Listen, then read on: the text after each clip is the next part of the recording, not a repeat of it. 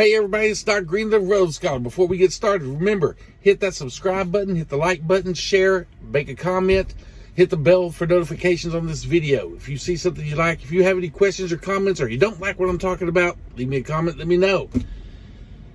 FMCSA rules have been, well, they're fines. They're changing their fine structure. They're going to start charging more for certain fines for motor carriers. Doesn't affect so much company drivers and lease owner operators, things like that, unless you own your own trucking company. Mostly that's what these rules affect. There are some that do affect drivers, such as the alcohol, first-time alcohol rate and everything. Those will affect truck drivers. Other than that, most of these are for the motor carriers themselves. They are being ordered to do this by the DOT, Department of Transportation, and this is all because of an Inflationary Reaction Act that was passed back in 2015 that says when there is a problem or when the economy hits a certain inflationary point, fines need to be adjusted across the board to all these different federal organizations in order to keep up with the cost of inflation so that the fines are still act as a deterrent. For instance, let's say 60, 70 years ago, if there was an oil spill in the ocean and it was found to be the company's fault, they were required to pay a fine of about $200,000. That was considered a lot of money. Now that fine would, and it'll stay that way for like 20, 30, 40 years before they've passed this 2015 act, which now causes the fine to be adjusted with the economy. So that now that fine would cost a few $1 million. So it deters companies from, like some companies, the fines got so ridiculous, illegal dumping became cheaper to go out there and illegally dump something and pay the fine than it would to go legally pay to have it legally dumped. So the government, in order to fight against that, started the 2015 Regulation Act. Does this affect us directly? Not really. A few things do. Drinking, there's the first time drinking offense, getting caught drinking and driving with a CDL offense in a commercial vehicle. It affects us, but you shouldn't be doing it anyway. Operating on suspension, shouldn't be doing that anyway.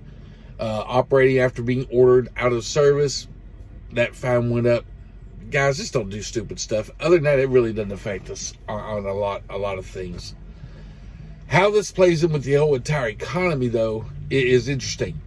There's only one reason they would have ordered this, and this was ordered up last year. It passed through the House and the Senate and everything last year, through DOT regulations and everything last year, which should tell you something. They knew way back then there was no fixing this economy. There was no bringing the inflation back in check. What the prices you're seeing now out here and everything, that's the new norm. Not the mask, wearing masks everywhere. That's not the new norm of COVID. The new norm is higher gas prices, higher food costs, higher rent costs, higher home costs, higher manufacturing costs, higher everything. All these rates and everything going up. That's the new norm. This is not the first time this has happened. This happens in America about every 10 to 20 years. I remember back in the 70s when Carter was president, and the Iran oil thing caused a jump and spike in everything. The economy went crazy. It never went back down. It stayed crazy.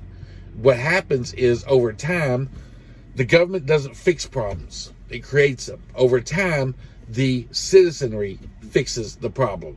We slowly begin to charge higher rates for our employment. We start to charge higher salaries. We start to pay our people more. It happens gradually over time as we come to the realization that these prices are never going to go back down. They are here to stay. Same thing is happening now. We went through a major shift during COVID where the economy has shifted to a higher rate.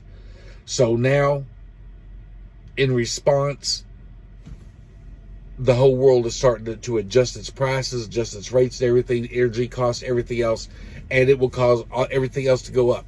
The bad part of that is trucking, transportation, not necessarily all transportation, because aeronautical, nautical, sea nautical, things like that, they all pretty much adjust with everything else.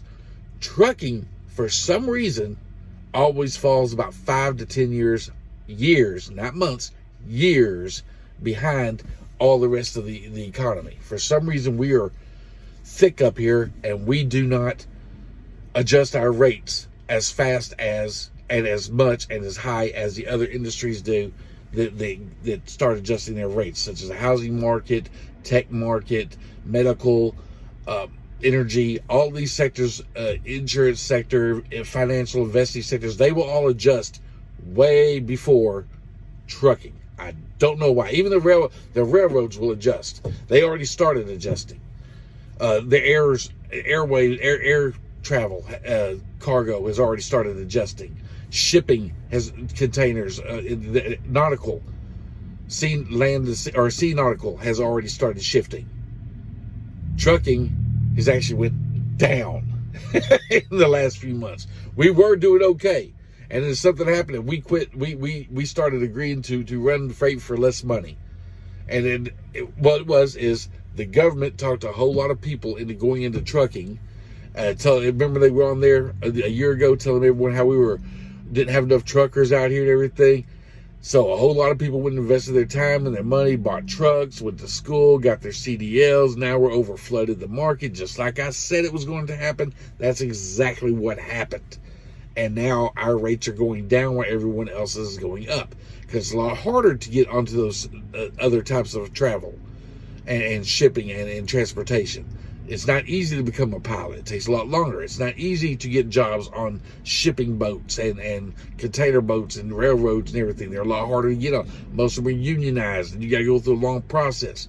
Trucking, just go get your license and go. That's one of the main reasons they wanted trucking busted up. They did not want us unionized. They did not. And I know a lot of people go, I don't like unions. Unions help trucking. It did. I don't like it either, but it did. Jimmy Hoffa and the Teamsters, they were in with some shady business and everything, but for the most part, all truck drivers were making a pretty damn good living back then. They busted that up pretty quick and easy, and they know that we don't have the unity and the time and the willingness to stick together, so our rates will go up lower than anybody else's. Am I still making a decent living? Sure. I'm going to continue to, because I have other investments and other types of things. Drivers, I've always told y'all that on a lot of my videos, invest in more than just trucking. I'm investing into real estate and land development and things. Trucking is not my only income. I just happen to love trucking, so I keep doing it. And it is my major income, but I got a lot of other supplemental incomes coming in case this one goes down. I'm still okay.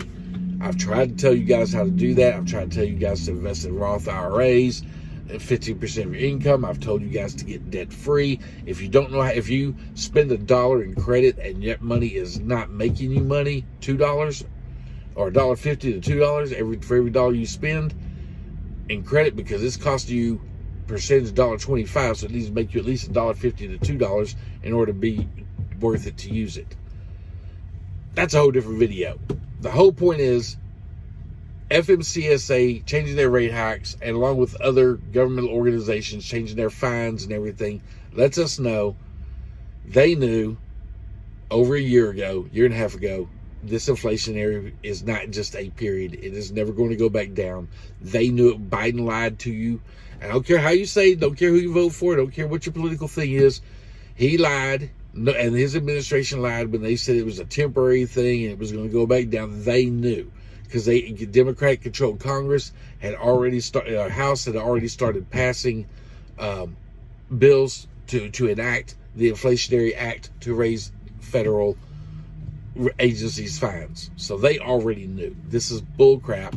Everyone acts like it's a new surprise and everything. It isn't. It is to those who weren't paying attention, or those who wanted to stick their head in the sand. For the rest of us, we knew it was coming. We tried to warn you. Here it is.